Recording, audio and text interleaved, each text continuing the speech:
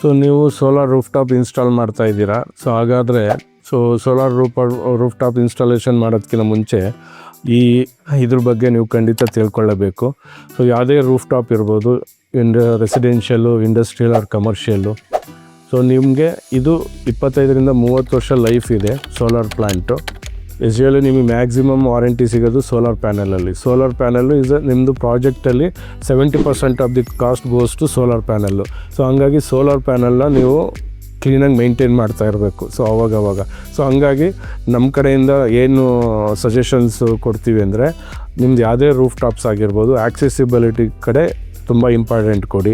ನಮಗೆ space use ಮಾಡಬೇಕು, ತುಂಬ ಹೈಟ್ ಮಾಡಿದ್ರೂ ಅದಕ್ಕೆ ಆದ ಒಂದು ಆಕ್ಸೆಸಿಬಿಲಿಟೀಸ್ನ ಕೊಡ್ಬೋದು. ವಾಕ್ವೇ ಮಾಡಬೇಕು, ಸೇಫ್ಟಿಯಾಗಿ ರೇಲಿಂಗ್ ಮಾಡಬೇಕು. ಸೊ ಈ ಥರದಕ್ಕೆಲ್ಲ ನಾವು ಇಂಪಾರ್ಟೆನ್ಸ್ ಕೊಟ್ಬಿಟ್ಟು ರೂಫ್ ಟಾಪ್ ಇನ್ಸ್ಟಾಲ್ ಮಾಡಿಕೊಂಡ್ರೆ ಲಾಂಗ್ ಟರ್ಮಲ್ಲಿ ಮೇಂಟೈನ್ ಮಾಡೋದಕ್ಕೆ ಈಸಿ. ಅದನ್ನು ಮೇಂಟೈನ್ ಮಾಡಿದ್ರೆ we will get maximum output.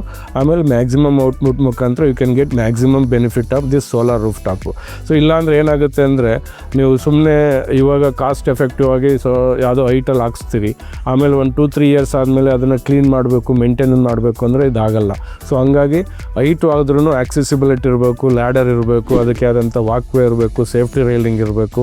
So ಇದನ್ನೆಲ್ಲ ಮಾಡ್ಕೊಂಡು ಹಾಕ್ಕೋಬೋದು. ಇಲ್ಲ ಅಂದರೆ ರೂಫ್ ಲೆವೆಲ್ಲು ನಮಗೆ ಈಸಿಯಾಗಿ ಆಕ್ಸೆಸಿಬಲ್ ಇರುವಂಥ ಒಂದು ಹೈಟಲ್ಲಿ ಹಾಕ್ಸ್ಕೊಂಡು ಸೋಲಾರ್ ರೂಫ್ ಟಾಪ್ನ ಇನ್ಸ್ಟಾಲ್ ಮಾಡ್ಕೊಳ್ಳಿ. ಅದರದ್ದು ಬೆನಿಫಿಟ್ ತೊಗೊಳ್ಳಿ. ಹೆಚ್ಚಿನ ಮಾಹಿತಿಗೆ ನಮ್ಮನ್ನ ಕಾಂಟ್ಯಾಕ್ಟ್ ಮಾಡ್ಬೋದು. So thank you.